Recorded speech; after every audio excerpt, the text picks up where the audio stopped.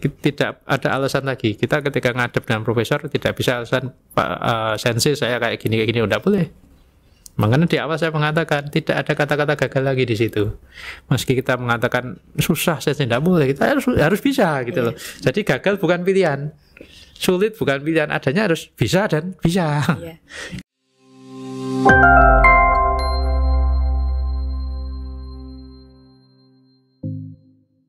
Halo Sobat Pustaka semua di rumah, jumpa lagi bersama kita di acara LDR Ngobras, Ngobrol Berkualitas.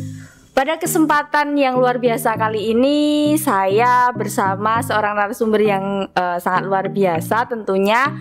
Dan kita akan membahas sebuah tema yang sangat ditunggu-tunggu juga bagi Sobat Pustaka semua, yaitu tentang bagaimana sih sekolah di luar negeri kayak gitu, apalagi bagi seorang ASN kayak gitu. Karena kan seperti kita ketahui bahwa sekolah di luar negeri itu kan kayaknya apa mungkin kan ya, mungkin susah kali ya. Tapi kan sekarang ini banyak sekali info-info di luar sana. Meskipun begitu perlu kita dengarkan juga dari yang ahlinya langsung yang pernah datang ke luar negeri dan tentunya sekolah di sana, sehingga nanti apa yang kita bincangkan kali ini bisa memberikan motivasi bagi teman-teman Sobat Pustaka semua yang ada di manapun kalian berada, sehingga bisa pengen sekolah juga di luar negeri. Oke. Nah, kali ini di tengah-tengah kita sudah hadir narasumber luar biasa ini. Berikan tepuk tangan dulu ya. Anggap aja Pak di sini tuh penontonnya banyak gitu ya Pak ya. Ya, ini hadir di tengah kita Bapak Prasetyo Budi Ilmawan, dan gelarnya panjang sekali, nanti biar dituliskan sama Mas Fajar di bawah ini ya. Pokoknya gelarnya pokoknya panjang sekali. Selamat pagi Pak Pras. Selamat pagi, Sugeng Enjang. Salam sehat, salam sejahtera. Assalamualaikum warahmatullahi wabarakatuh. Waalaikumsalam warahmatullahi wabarakatuh. Ya Pak, mending dilepas aja ya kayaknya Mas. Oke, Pak, jadi dilepas aja. Biar ngobrolnya kita lebih enak gitu. Iya. Pak Pras kita kenalin dulu ya. Pak Pras ini adalah yang punya acara ini. Ini yang kalau nggak ada Pak Pras nggak ada acara ini kayak gitu ya. Ya, Pak Pras adalah kepala bidang di pengembangan sistem dan pelayanan yang membidangi bidang kita seperti hasilnya itu seperti ini gitu ya Pak ya. Ya, monggo Pak Pras bisa menyapa Sobat Pustaka terlebih dahulu. Bismillahirrahmanirrahim. Terima kasih sebelumnya Mbak Nana. Selamat pagi semuanya. Assalamualaikum warahmatullahi wabarakatuh Sobat Pustaka. Ini momen yang luar biasa juga. Ini saya yang diundang sama Mbak Nana ini untuk ngisi acara literasi di rumah. Semoga obrolan kita ini nanti bermanfaat dan syukur-syukur bisa memberi inspirasi kepada Sobat Pustaka semua. Oke, gitu? Iya. Oke Pak, kan Pak Pras ini ya baru ya Pak ya di dinas kita ya. Dan setelah kita tahu ternyata Pak Pras itu pernah sekolah di luar negeri, itu jadi kayak kita dari tim tuh kayak pengen, bisa ya PNS sekolah di luar negeri. Karena kan bayangan kita tuh kalau misalnya PNS ya udah kita kerja di bidang kita masing-masing aja gitu, dan kayak di zona nyamannya. Jadi Pak Pras ini luar biasa. Kenapa mau gitu loh Pak sekolah di luar negeri itu, kenapa Pak? Oke, terima kasih sebelumnya. Jadi Mbak Nana, memang guru yang paling baik itu adalah pengalaman. Nah, ini yang senantiasa, sehingga saya sering punya prinsip kita cari pengalaman yang sebanyak-banyaknya, sehingga kita selalu mendapatkan pelajaran yang luar biasa, dan tentunya itu akan sangat bermanfaat dalam hidup kita. Nah, salah satunya adalah kita harus berani move on. Nah, keluar dari zona nyaman, kita harus berani mencoba tantangan. Tidak hanya yang biasa-biasa saja, tetapi kita pengen sesuatu yang luar biasa. Nah, salah satunya adalah dari dulu saya punya cita-cita pengen merasakan gimana sih suasana belajar di luar negeri. Untuk kerennya dulu study abroad katanya kan gitu ya, studi di luar negeri. Dan itu alhamdulillah kesampaian. Alhamdulillah ya. Di mana Pak itu sekolahnya kemarin Pak? Mungkin sudah agak lama juga saya menyelesaikan studi saya. Saya dulu di Hiroshima University of Japan. Wow, luar biasa Pak. Untuk program studinya dulu di International Development and Cooperation atau IDEC. Dan untuk konsentrasi studi saya di Hiroshima itu adalah International Human Resource Development. Nah, itu pengalaman yang luar biasa sekali. Kebetulan saat itu saya mendapat beasiswa dari Pusbin Diklat Bappenas. Masuk tahun seleksi tahun 2006, kemudian ada proses persiapan dan seterusnya, kemudian mulai perkuliahan itu 2008. Program yang saya ikuti ada program double degree, jadi yang tahun pertama itu di UGM, untuk program studinya di Magister Ekonomika Pembangunan, dan untuk yang tahun keduanya saya saat itu milih di Hiroshima University itu tadi. Dilulus sekitar tahun 2009. Jadi sudah sekian tahun lalu, namun saya kira yang namanya pengalaman itu tadi guru yang terbaik, sehingga pada kesempatan ini saya ingin berbagi dengan teman-teman, siapa tahu bisa menginspirasi teman-teman yang penasaran gimana sih caranya, pengalamannya, dan suasana sekolah di luar negeri, termasuk bedanya apa sih dengan di sini gitu. Oke Pak, jadi menarik ya teman-teman, karena memang seperti yang saya bilang tadi, kalau bagi misalnya kalau di bidang kayak guru, dosen itu kan memang tuntutannya ya Pak ya, sekolah di luar negeri. Tapi kalau misalnya seorang PNS yang sudah enak dengan lingkungannya kayak gitu tuh, ini yang poin yang sangat luar biasa gitu. Sulit nggak Pak bisa mendaftar? Jadi mungkin perjalanannya itu seperti apa dulu ketika mendaftar? Kalau pertanyaan itu sulit apa enggak, ya yang namanya tantangan itu pasti kan sulit. Tapi disitulah orang mengatakan ketika kita jalannya mendaki, kita akan ketemu pemandangan yang indah kan gitu. Nah itu yang selalu saya pegang, mesti ada sesuatu yang luar biasa setelah kita melewati masa-masa yang sulit itu. Dan prosesnya memang tidak instan untuk bisa sampai ke sana. Diawali dari apa? Untuk mengawali sesuatu itu, biasakanlah teman-teman pustaka, sobat pustaka, bermimpi, punya keinginan. Nah itu yang penting. Saya dari dulu selalu sudah punya mimpi untuk sekolah di luar negeri itu, kalau nggak salah sudah sejak SMA. Jadi gitu. Jadi tidak bisa instan. Nah awalnya itu dari itu tadi, mimpi itu dulu. Jadi teman-teman sobat pustaka semua, jangan ragu untuk bermimpi. Nah, punya cita-cita, kalau pengen sekolah di luar negeri, punyalah cita-cita pengen sekolah di luar negeri, itu awalnya. Nah kemudian proses berikutnya apa? Ya otomatis kita menyiapkan baik dari sisi pribadi, knowledge kita. Kemudian juga kita hunting atau kita nyari informasi beasiswa sekolah ke luar negeri. Nah itu caranya gimana Pak? Nah, hunting beasiswa itu kalau saya mengibaratkan sama kayak orang mau melamar kerjaan. Jadi kita harus mencari informasi sebanyak-banyaknya. Ada itu banyak di website. Kemudian kalau yang ke luar negeri itu bisa dari universitasnya sendiri, jadi kita buka websitenya universitasnya, atau bisa buka websitenya di embassy atau kedutaan besar dari negara-negara itu, karena biasanya itu beasiswa melalui program dana bantuan. Misalkan ada, kalau Australia itu namanya OSAID, kalau Amerika itu namanya USAID. Nah gitu. Kalau di Jepang itu ada namanya membuka Gakuso, ada juga GDS. Nah macam-macam, banyak sekali beasiswa itu, dan kita harus cermati satu-satu. Nah dalam hunting itu kita lihat kita pengennya apa. Nah diawali dari mimpi itu tadi kan kita punya bayangan. Nah misalkan kita pengen studi apa sih. Nah gitu. Nah kita cari di universitas mana yang cocok, yang ada dengan program studi yang kita inginkan itu tadi. Nah misalkan kalau saya kan dulu memang social minded ya, saya sosialis sejati itu. Jadi dari sejak SMA itu, kalau dulu A3 itu IPS. Nah makanya saya nyari di mana sih prodi-prodi yang kesekarah ilmu sosial. Kemudian yang berikutnya ya, jangan bosen karena kayak orang nyari kerja, yang namanya gagal, ditolak, ya itu kan biasa. Pernah Pak? Ya pernah lah. Jadi tidak, sekali lagi saya bilang, saya matur dari awal tadi, ini bukan proses instan. Jujur saya 2 kali gagal. 2 kali gagal. 2 kali gagal. Baru yang ketiga ini baru lolos. Jepang semua Pak? Yang pertama itu saya hunting dari beasiswa Sampurna Foundation saat itu. Ya 2 tahun sebelum yang ketiga itu. Terus setelah itu saya nyoba lagi lewat GDS, gagal juga. Terakhir yang itu. Nah terus terakhir itu ada kesempatan lewat Pusbin Diklat Bappenas, saya coba hunting dan alhamdulillah mungkin rezekinya di situ. Gitu. Jadi sekali lagi teman-teman, awalilah dengan mimpi. Jangan takut untuk bermimpi, mumpung masih gratis. Mimpi kan belum dipasuki sekarang. Iya.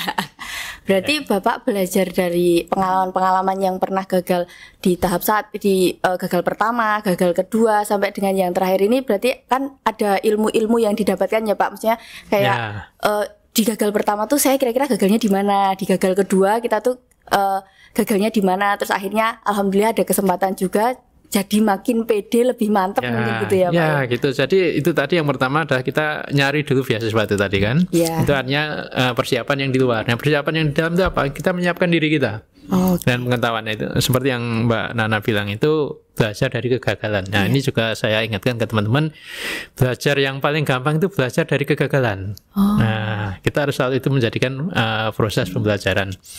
Sehingga saat itu saya bahkan sempat nanya itu ke Kedutaan Besar Jepang di Jakarta, kok saya gagal kenapa? Dan mereka menjawabnya apa coba? Apa Pak? That's confidential, itu rahasia kami katanya gitu. Waduh, nah ini kan ya, dan itu jangan sampai patah arang ketika kita jawab seperti itu, karena saya ya benar, itu kan memang hak prerogatif mereka mau menerima apa tidak itu urusan mereka. Nah, tinggal saya introspeksi skor saya ada di mana gitu. Dan akhirnya benar saya belajar gitu itu. Setelah saya sempat juga ikut pelatihan bahasa Inggris, kemudian sempat juga pelatihan TOEFL. Nah belajar buku TOEFL secara otodidak. Nah itu saya persiapkan, dan setelah saya introspeksi, dulu saya kurang persiapan itu. Saya dulu mungkin overconfidence, terlalu pede ketika daftar yang pertama dan kedua. Dengan kemampuan saya saat itu, saya yakin bisa. Karena saya melihat dari sisi prosedur sudah terpenuhi bla bla bla kayak gitu kan. Oh kok masih gagal? Ternyata ada sisi lain yang mungkin baru kita tahu setelah kita gagal itu tadi. Dan yang pasti jangan gampang menyerah. Gitu. Terus apa namanya Pak? Setelah Bapak melewati proses-proses itu, terus akhirnya berhasil seperti itu, pernah nggak Pak Bapak sharing ke teman-teman mungkin ya di lingkungan Bapak gitu, misalnya kalau kalian pengen sekolah itu setidaknya yang perlu kalian persiapkan ini itu gitu. Oh gitu ya, J. Nah satu hal yang sering teman-teman apa istilahnya scholarship hunter atau pemburu beasiswa ya. Itu katakan tesnya itu sulit. Bahkan saya juga dulu kepikiran kayak gitu itu. Karena kedua kali gagal itu saya bilang, oh ya susah juga ya ternyata gitu kan. Nah setelah saya keterima ada pengalaman menarik gini Mbak Nana, yang sering saya bilang ke teman-teman itu, kalau kalian merasa dalam proses seleksi itu aja susah, sudah mundur sajalah, nggak usah apa-apa. Kenapa?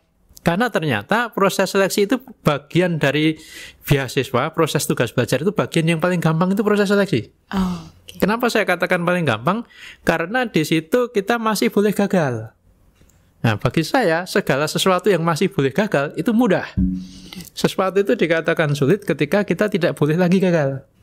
Nah proses seleksi itu daftar nggak keterima itu biasa saja gitu loh. Saya 2 kali nggak keterima itu orang rumah juga nggak jelek-jelekin saya, orang kantor juga nggak jelek-jelekin saya gitu loh. Artinya ya it's okay, ngalir saja. Jadi jangan mengatakan proses seleksinya itu sulit, itu jujur itu tahapan paling gampang. Gitu. Nah ada tahapan berikutnya yang lebih sulit lagi. Apa? Ketika sudah diterima dapat beasiswa, itu tidak boleh gagal. Harus selesai. Nah, itulah tahapan yang sulit. Apapun alasnya, that's no reason. Gitu. Tidak boleh ada alasan mengatakan ginilah sehingga saya tidak bisa studi. Tidak boleh. Gitu. Komitmennya ya Pak. Iya, suka tidak suka itu kayak sudah pilihan hidup. Anda sudah memutuskan daftar itu dan keterima, ada banyak konsekuensi di sana yang Anda harus selesaikan itu. Tidak ada urusan soal alasan. Nah, disitulah proses sesungguhnya dari proses pembelajaran itu. Sekali lagi, kalau yang namanya seleksi, kita gagal masih biasa, ya insya Allah itu proses yang bisa kita lewati. Ada grup-grupnya gitu nggak sih Pak? Misalnya kayak teman-teman yang memang berjuang untuk mendapatkan beasiswa pakai jalur ini. Terus teman-teman yang ini kayak gitu, ada kayak grup, terus Bapak ada kayak kelompok belajar gitu, biar kan kalau itu kan nanti termotivasi gitu kan Pak kalau sama temen-temennya gitu. Kalau pengalaman saya ketika masih hunting itu tidak sampai ke situ. Saya sendiri tidak tahu apakah ada model-model grup seperti itu. Yang ada itu biasanya ketika kita pengen nyari ke universitas tertentu, kita cari atau tanya senior-senior yang di sana. Nah, kalau misalkan ke luar negeri itu pasti akan selalu ada Perhimpunan Pelajar Indonesia, PPI. Nah, mungkin kita kontaknya ke sana untuk tahu tentang prodi yang akan kita tuju dan universitas yang akan kita tuju, baik dari sisi kurikulumnya, kemudian dari sisi pembelajarannya, itu tanya ke sana. Tapi ketika proses pencariannya, saya kira kalau dulu ya individu lah. Masing-masing. Ya, jadi kita sudah membicarakan mengenai proses dari awalnya ya Pak ya. Ternyata Pak Pras itu kalau misalnya mau sekolah tuh kemarin melihat baik di di embassy-nya atau peluang-peluang di mana kita bisa mendaftar beasiswa itu. Terus ini kan prosesnya sudah diterima nih Pak.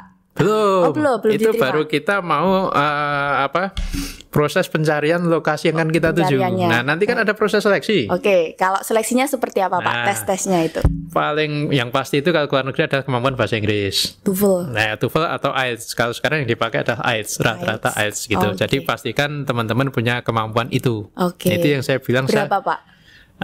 Kalau di Europe itu sekitar 50 kalau nggak salah, atau 540 kalau nggak salah. Kalau saat itu mungkin ada aturan yang baru, mungkin di bisa diupdate sendiri. Gitu ya? Wajib. Ya. TOEFL harus di atas itu. Kalau di Jepang itu minimal 520 pada saat itu. Yang jelas teman-teman harus ada persiapan. Nah, itu yang saya lakukan. Saya tadi di awal bilang saya kursus dulu. Itu saya kursus dulu sebelum proses seleksi. Dan ada juga nanti kita menyiapkan sebelum TOEFL ya, nanti ada juga tes kemampuan akademiknya atau TPA itu. Nah, biasanya itu yang kalau di kita paling banyak memakai TPA-nya Bappenas. Untuk Bappenas itu biasanya diakui secara internasional. Kalau skornya minimal berapa gitu, mungkin masing-masing universitas beda atau apa, tapi biasanya menggunakan itu proses seleksinya. Saya pun dulu sempat ikut TPA itu secara mandiri sebelum ikut yang final testnya. Jadi tidak instan, tidak sekali ikut keterima lolos, enggak.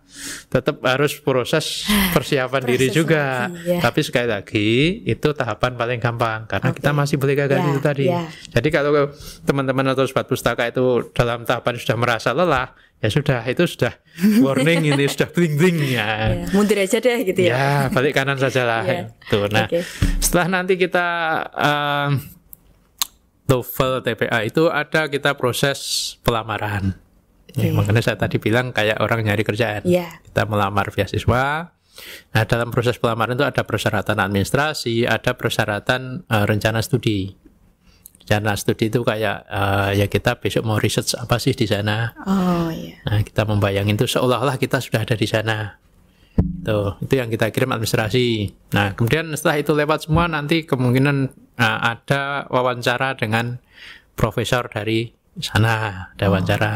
Kalau dulu saya ngalami karena belum masa pandemi, ya profesornya datang ke sini, kita wawancara, benar-benar ya di situ kita harus bisa meyakinkan. Nah, ini trik wawancara juga penting. Gimana Pak? Ketika wawancara itu bahasanya kadang bukan gagal atau berhasil, tetapi kadang ukurannya meyakinkan atau tidak cukup atau kurang meyakinkan. Gitu. Jadi bedakan. Jadi tidak ada kadang wawancara tidak ada kan you are failed, bukan. Tapi you are not convincing enough. Nah, Anda itu tidak cukup meyakinkan. Secara akademis kamu itu bagus. Tetapi ketika wawancara gitu, menurut profesornya itu atau tim penguji dari pemberi beasiswa atau dari universitas itu mengatakan tidak cukup meyakinkan, ya kita bisa gagal di situ. Jadi kita harus bisa membuat wawancara itu kita mengatakan kita tuh layak diterima di situ. Portofolionya kita harus bisa menunjukkan bahwa diri kita saya itu memang layak untuk di situ. Gitu. Jadi itu penting karena kuncinya adalah ada di masing-masing profesor. Karena kalau di luar negeri itu kan setiap mahasiswa diampu satu profesor. Jadi nanti langsung ketemu. Jadi, siapa yang wawancara itu biasanya besok akan jadi dosen pembimbingnya. Gitu. Jadi dia akan wawancara detail benar. Nah, ada triknya misalkan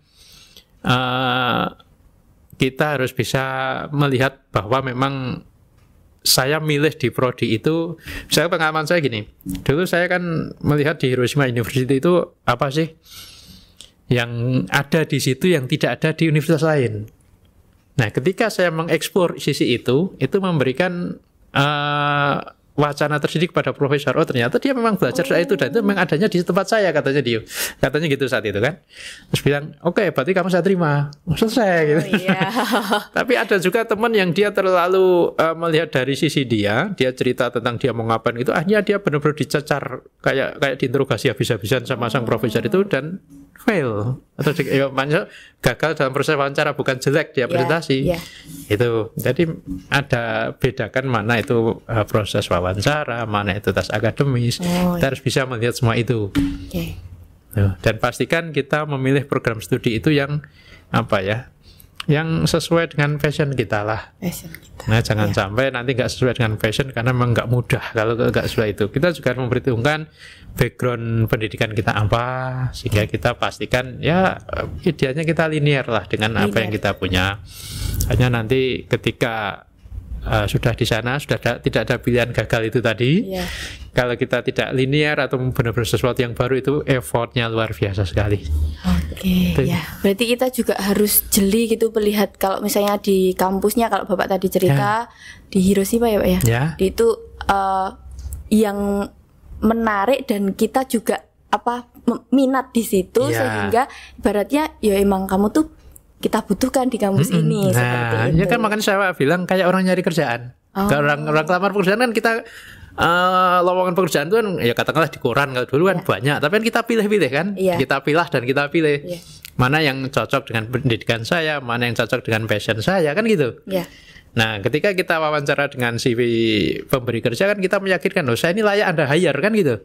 Nah, sama hunting beasiswa juga seperti itu. Kita wawancara dengan profesor, kita mengatakan bahwa saya itu layak masuk di atau menjadi bimbingan Anda gitu lah. Yakinkanlah makanya Pak. Jangan lupa bismillah selalu. Itu baru proses sampai seleksinya. Masih proses seleksi itu.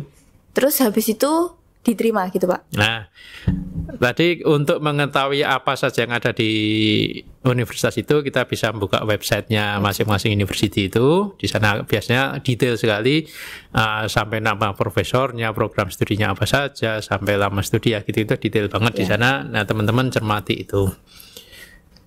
Setelah itu nanti ada keputusan di accepted atau tidak, diterima atau tidak. Nah, baru nanti kalau sudah keterima, kita mulai ngurus persiapan keberangkatan. Baik itu administrasi di visa, karena kebetulan kalau teman-teman yang ASN atau PNS itu pengalaman kami dulu visanya itu kan visa biru, paspor biru. Paspor biru bukan paspor hijau. Jadi paspor biru itu kayak yang mengeluarkan adalah Kementerian Luar Negeri. Dan memang beda perlakuannya keren banget pokoknya kalau kita punya paspor biru itu. Oh gitu. Tapi itu hanya berlaku 2 tahun. Nanti setelah 2 tahun harus kita perpanjang di kedutaan kita yang di sana. Tuh. Itu semua yang kuliah di luar negeri itu dapat paspor biru semua itu Pak? Atau enggak? Atau cuman tergantung penyelenggara itunya? Kalau memang saya kurang paham kalau teman-teman yang dia hunting sendiri, tetapi kalau kami mungkin karena PNS, saya nggak tahu ya. Kalau teman-teman yang bukan PNS saya kurang paham. Kami mendapat paspor biru itu, jadi yang mengeluarkan adalah Kementerian Luar Negeri. Tapi itu kalau kami dulu juga sudah difasilitasi oleh sponsor. Tuh. Terus habis itu Pak Pras juga setelah ada pengumuman nih, keterima nih. Nah, habis itu mempersiapkan mau berangkatnya kayak gitu. Itu juga satu PR tersendiri gitu, Pak. Nah, ini terutama bagi teman-teman PNS yang sudah berkeluarga. Gitu. Nah, itu harus juga menyiapkan diri dan keluarga itu dari awal. Karena tidak mudah untuk kita pisah dengan keluarga. Pisah dulu, Pak? Iya, kalau saya pisah dulu, saya pamit dulu. Itu tidak mudah, sehingga teman-teman yang sudah berkeluarga, terutama juga ini wabil khusus yang sudah emak-emak. Itu kalau bapak-bapak itu pergi relatif lebih enteng. Tapi kalau teman-teman yang sudah ibu-ibu, apalagi punya momongan masih kecil, nah itu tidak gampang. Itu harus benar-benar persiapan lahir batin. Kalau yang bapak-bapak mungkin persiapan lahir. Kalau ibu-ibu itu persiapan batin juga ada. Pastikan ya izin suami kayak gitu, menyiapkan anaknya. Nah itu kan tidak gampang kalau masih punya anak-anak kecil. Karena saya punya teman dulu luar biasa sekali, dia belum, kalau cara Jawa itu belum 8 dino ya, belum 35 hari melahirkan. Itu dia berangkat ke Belanda.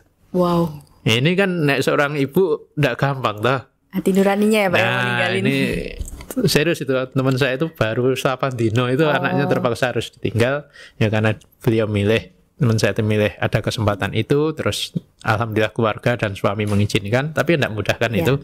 Nah ini juga harus dipersiapkan. Oke.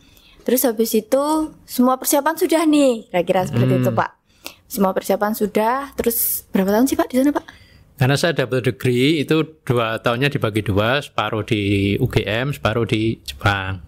Jadi paling enggak tetap sudah ngalami 4 musim. Cuma kalau yang full funded by sponsor itu, atau full didanai sponsor itu rata-rata 2 tahun. 2 tahun untuk S2 dan 3 tahun untuk S3.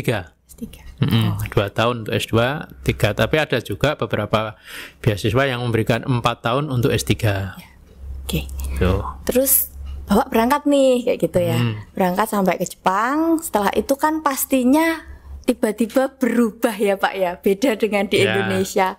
Dari orang-orangnya, kebiasaannya, terus juga bahasa, makanan dan lain sebagainya. Ini menarik nih Pak, saya pengen nanya. Terus dulu adaptasinya gimana Pak?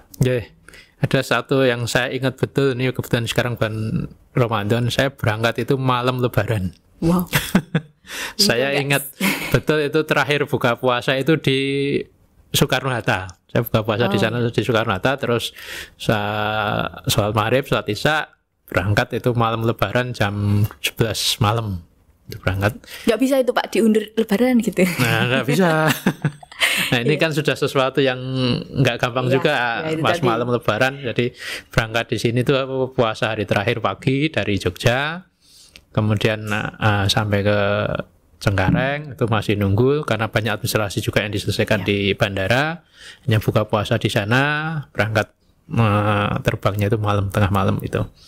Sampai di sana pagi subuh itu ya masih jet lag, itu masih bawa bekal banyak gitu itu kan, masih bawa koper. Itu belum masuk apartemen, kita nyari dulu. Saat itu saya langsung ke kampus. Di kampus kita juga nggak tahu kita sudah sampai ke Jepang tuh ini. Nah sudah sampai Hiroshima, kita masih pagi itu masih jet lag bener itu. Terus kebetulan kalau kami saat itu untuk apartemennya sudah ada yang menguruskan, sehingga saat itu alhamdulillah kalau rombongan kami dijemput sama pemilik apartemen yang akan kami tempati. Kalau tidak, bagi teman-teman yang mandiri itu biasanya kontak dulu dengan seniornya itu tadi. Jadi biasanya minta bantuan teman senior yang ada di situ untuk jemput. Karena kita pasti butuh tumpangan sementara sebelum kita settle. Nah, kita biasanya kalau di universitas di luar negeri itu rata-rata punya namanya international house. Jadi kayak asrama mahasiswa. Nah, biasanya jujukannya atau ke situ dulu. Tapi sebelum ada administrasinya selesai kan ya kita perlu tumpangan. Nah, ini kontaklah teman-teman senior yang ada di sana. Biasanya sudah pada paham itu. Nah, begitu pagi kami dijemput, kita urusan apartemen. Langsung saat itu hari pertama kita balik ke kampus. Itu masih badan itu masih belum nggak tidur itu benar itu sampai malam, paginya lagi langsung ke kampus ngurus administrasi di kampus. Nah mulai hari pertama itu urusan apartemen kampus, hari kedua kita menyelesaikan urusan kayak rekening bank. Akhirnya mulai hari ketiga itu baru settle. Setelah itu baru kita bisa istirahat. Tuh, nah otomatis kita menyesuaikan yang nanti ngalir saja lah. Kita akan ketemu teman baru, lab gitu kan. Nah di hari ketiga itu kayaknya baru settle. Terus kalau bahasa gimana Pak? Di sana ada harus kursus dulu kayak gitu atau kita pakai bahasa Inggris kayak gitu? Kalau pas pengalaman saya kan itu pakai kelas internasional, sehingga bahasa komunikasinya adalah pakai bahasa Inggris. Namun saat itu kami juga sempat ada pembekalan atau kursus bahasa Jepang sekitar 2 bulan yang difasilitasi oleh sponsor juga untuk sekedar ya komunikasi sederhana. Karena kebetulan kalau di Jepang itu kan kalau yang warga asli sana jarang yang bisa berbahasa Inggris. Kalau di kampus tidak masalah, rata-rata bisa berbahasa Inggris, tetapi komunikasi di luar kampus itu kan rata-rata mereka bangga dengan bahasa Jepangnya. Nah, kita ada pelatihan itu sekedar komunikasi